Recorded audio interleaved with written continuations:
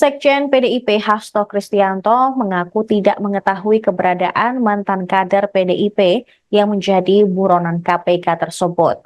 Ditemui di Matraman, Jakarta Timur pada Kamis kemarin, Hasto mengklaim jika Harun Masiku adalah korban putusan Mahkamah Agung yang memberikan hak penuh kepada partai adalah penentu suara dan pergantian antar waktu anggota DPR.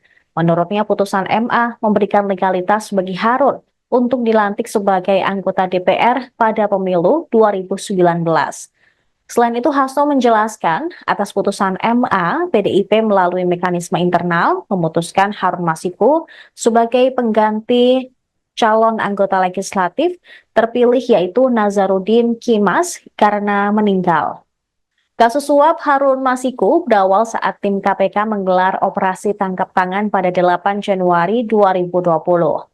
Harun diduga menyuap Komisioner KPU Wahyu Setiawan dan anggota Bawaslu Agustiani Tio Fridelina untuk memuluskan langkahnya menjadi anggota DPR melalui pergantian antar waktu.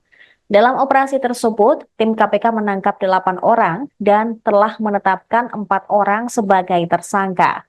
Mereka adalah Komisioner KPU Wahyu Setiawan, mantan anggota Bawaslu Agustiani Tio Fridelina, kemudian kader PDIP Saiful Bahri, dan Harun Masiku. Namun saat itu Harun lolos dari penangkapan dan kini masih menjadi buron. Download Tribun X sekarang, menghadirkan lokal menjadi Indonesia.